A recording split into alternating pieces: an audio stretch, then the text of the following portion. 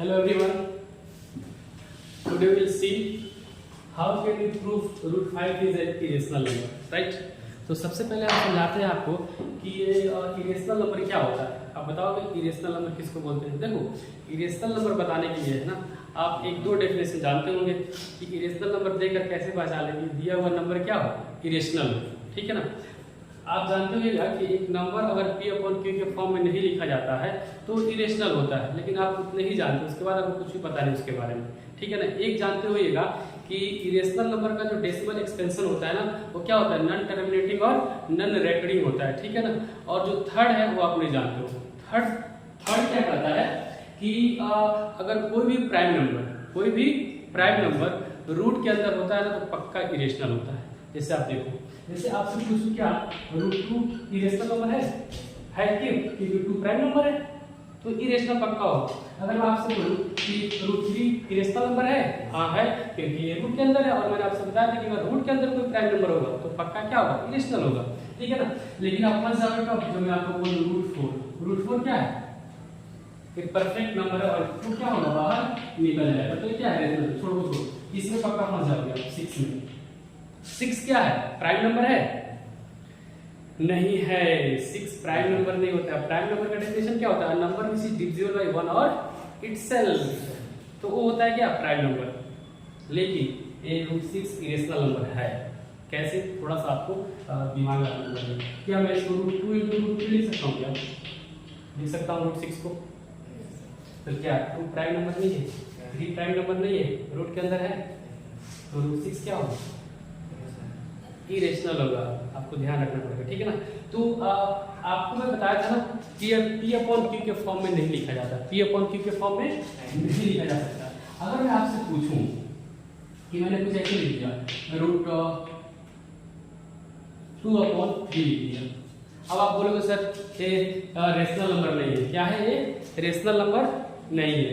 तो कैसे नहीं, आप प्रूफ कर सकते हो क्या, आप प्रूफ कर सकते हो कि रेशनल नंबर नहीं है। कैसे, एक इरेशनल नंबर है, आप डेफिनेशन जानते हो ना, बताओ आप कि सर P अपॉन Q के फॉर्म में नहीं है, तो ठीक है, मैं बोल रहा हूं ये है, ये P है और ये Q है। क्या है, P है और ये क्या है, Q। तो आप कैसे मेरी बात को काटोगे, नहीं सर ये इरेशनल है और P अपॉन Q के फॉर्म में नहीं। तो देखो बात समझिए, आपको सिंपल सा बताना था कि अगर ये रेशनल नंबर होगा ना, अगर ये रेशनल नंबर होना है तो P अपॉन Q के फॉर्म में होना है, Q 0 नहीं होना है, Q 0 नहीं होना है। लेकिन साथ ही साथ ये दोनों इंटीजर होते हैं भाई, साथ ही साथ दोनों को इंटीजर होना चाहिए था। तो क्या 3 इंटीजर होता है, क्या आपने पढ़ा है इंटीजर के बारे में, ये सारे पॉजिटिव नंबर और नेगेटिव नंबर इंक्लूडेड 0 क्या होता है, इंटीजर होता है, लेकिन रूट 2 का भी इंटीजर होता है क्या।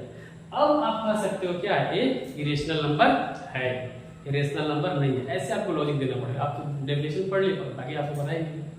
इस बात को ध्यान रखना है सर, आपको बताना है सर इरेशनल नंबर नहीं है, क्यों, क्योंकि यहाँ भी इंटीजर होना है, यहाँ भी इंटीजर होना है, रूट 2 क्या इंटीजर नहीं है, ठीक है। तो आप, आई होप कि आप इरेशनल नंबर समझ गए होंगे, ठीक है ना। अब देखो हम रूट 5 को है ना इरेशनल प्रूफ करना, जो कि आपके क्लास 10 में जो है ना ये बोर्ड एग्जाम में 5 मार्क्स का आता है, ठीक है ना। तो हम करते हैं इसको, ठीक है ना। सबसे पहले क्या करते हैं, यहाँ पे हम लेट करते हैं, क्या करते हैं, let root 5 is a rational number. क्या हो जाएगा, रेशनल नंबर हो जाएगा, ठीक है। अगर रूट 5 रेशनल नंबर है तो रेशनल नंबर क्या होता है, P अपॉन Q का फॉर्म होता है। लेकिन हम यहाँ पे A और B यूज करूंगा, ठीक है। क्या मैं P अपॉन B रूट 5 नहीं लिख सकता हूँ, रूट 5 लिख सकता हूँ, नहीं बताओ, लिख सकता हूँ।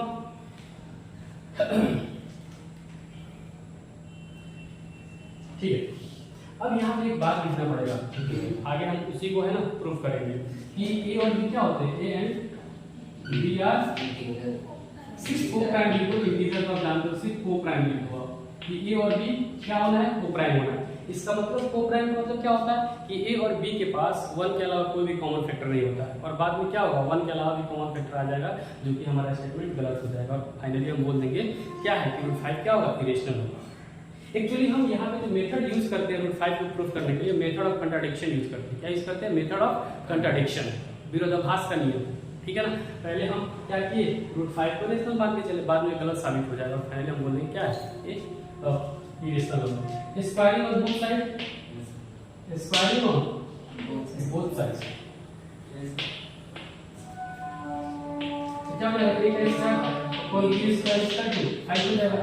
जब रूट 5 का स्क्वायर करेंगे, जब रूट 5 का स्क्वायर करेंगे क्या होता है, स्क्वायर जाता है रूट को लेके जाता है। अब आपको करना कुछ नहीं, यहाँ पे थोड़ा सा क्या करना है, ए स्क्वायर और अपॉन 5 कर दो और इक्वल टू बी, बस इतना कर दो। बस क्या करना है, यहाँ पे 5 को ए के नीचे ले आना, ठीक है। अब क्या करना है आपको, यहाँ पे एक बात लिखना है जो आपके बुक में दिया होगा, है ना। एक थ्योरम है कि अगर ए स्क्वायर को 5 डिवाइड कर रहा है तो ए को भी 5 डिवाइड करेगा, ठीक है। आप बुक में देख लेना। तो लिखेंगे since 5 divide a square, therefore 5 will also divide a।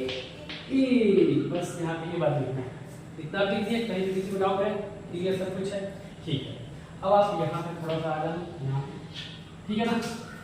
अगर 5 a को डिवाइड कर रहा है, थोड़ा सा यहाँ समझ लो आप बोलोगे सर क्या क्या लिखिए, समझ में नहीं है। अब देखो a स्क्वायर को 5 डिवाइड कर रहा है, मान लीजिए कोई नंबर है a, 5 का स्क्वायर ले लेंगे 5, तो 25 5 से डिवाइड होता है, तो क्या 5 से डिवाइड नहीं होगा, तो वही बात लिखा गया बस।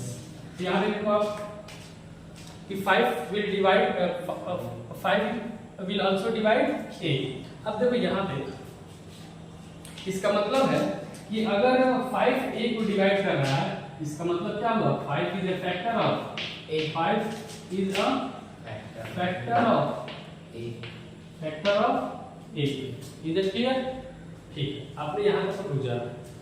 अब अगला स्टेप क्या होगा आपका कि अगर 5 a का फैक्टर है तो क्या मैं ऐसे लिख सकता हूँ क्या, तो a स्क्वायर 5 और यहाँ पे आल्सो लगा देना, थोड़ा सा वेट आता है क्वेश्चन, ठीक। तो a इक्वल टू 5 क्यों, क्योंकि 5 a का फैक्टर था। अब एक बात बताओ, a जो एक अल्फाबेट्स है, मतलब एक लेटर है, वो तो कोई नंबर तो है नहीं कि हम बता सकते हैं कि इसका एक ही फैक्टर होगा। एक कोई नंबर होगा, उसका एक से ज्यादा फैक्टर होगा, और एक उसमें 5 भी है। तो हम उसी चीज को क्या करते हैं, एक लेटर से दिखाते हैं c से, और यहाँ पे लिखते हैं c स्क्वायर क्या हो जाएगा, इंटीजर। क्या होगा, इंटीजर। अब कोई भी इंटीजर से मल्टीप्लाई करते हैं इंटीजर ही आता है, तो c स्क्वायर क्या होगा, कोई इंटीजर। अब इसको इक्वेशन नंबर 1 रखना है, पुट इन इक्वेशन 1 में रख देना है आपको। तो 1 कहां पे है, देखो यहाँ पे है, चेक करो। तो a के बदले 5 से रखना है, तो एक बदले 5 से रखा, square upon 5 equal to b का स्क्वायर। चेक कर लो, तो 5 का स्क्वायर कितना होता है, 25 होता है, और c का स्क्वायर अपॉन 5, 5 5 से 5 बाद में कैंसिल हो जाएगा, इसका b का स्क्वायर, और 5c स्क्वायर क्या हो जाएगा, b का स्क्वायर। अब देखो वहां पे क्या था, a के नीचे 5 आया था, आपको रटना नहीं है, तो सिंपल सी बात है, b के नीचे 5 आएगा क्योंकि a भी मेन रोल में है। तो c स्क्वायर क्या होगा, b स्क्वायर अपॉन 5 हो जाएगा। बस यहाँ पे फिर से आपको रुक जाना, इससे वही बात लिखना जो बात आपने यहाँ पे लिखना है। आप इसको ना नोट डाउन कर लो, है ना। हम इसको थोड़ा सा इरेज कर रहे हैं, थोड़ा सा और टाइम जाएगा इसमें।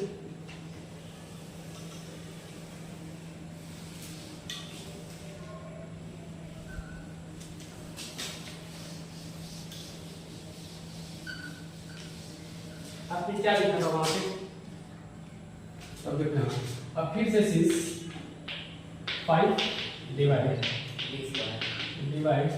b square, therefore 5 will also divide b।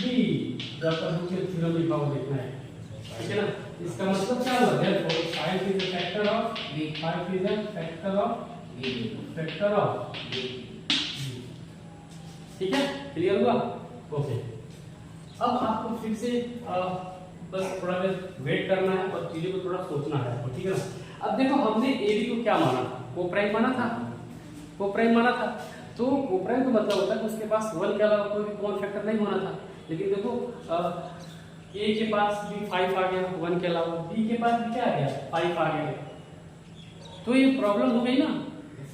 तो प्रॉब्लम क्यों हुआ, क्योंकि हमने पहले ही गलत मान के चला था कि रूट 5 क्या है, रेशनल नंबर है, इसीलिए ऐसा प्रॉब्लम आया, ठीक है। तो अब वही बात को आपको लिख देना और फिनिश करना, ठीक है ना। तो लिखेंगे since a and V are co-prime and can't have common factor other than 1, ठीक है ना। ये ए बी कोप्राइम है, उसके पास 1 के अलावा कोई भी फैक्टर नहीं होना था, ठीक है ना, लिखना but other than 1. This problem arises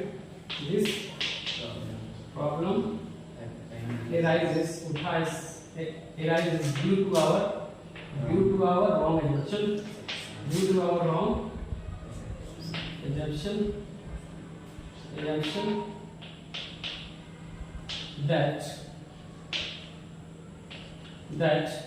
root 5 is a rational number. हमने ऐसा मान के चला था, इसीलिए ऐसा प्रॉब्लम हुआ। ये हमने रूट 5 को पहले ही रेशनल मान लिया था, इसीलिए ऐसा प्रॉब्लम आया कि ए और बी के पास 1 के अलावा 5 भी फैक्टर हो गया। Root 5 is a rational number. तो इसको हम लास्ट करेंगे।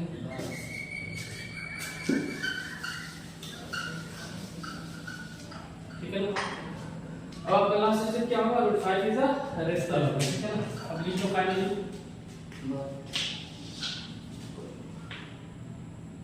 This problem arises due to our assumption that root 5 is a rational number, ठीक है ना।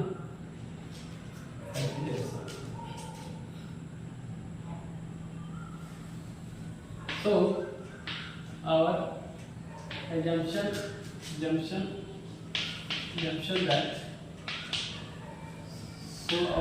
that root 5 is a rational number is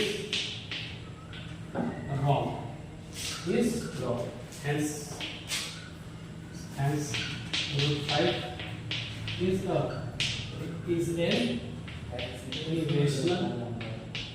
irrational number, और यही आपको बताना था। अगर आपको कहीं भी इसमें डाउट जाता है तो आप कमेंट करके जरूर बताएंगे, ठीक है ना। बाकी आपको वीडियो अच्छा लगा तो आप इसको अपने फ्रेंड के साथ भी शेयर करो, वो भी इसका बेनिफिट उठा सकें। Thank you.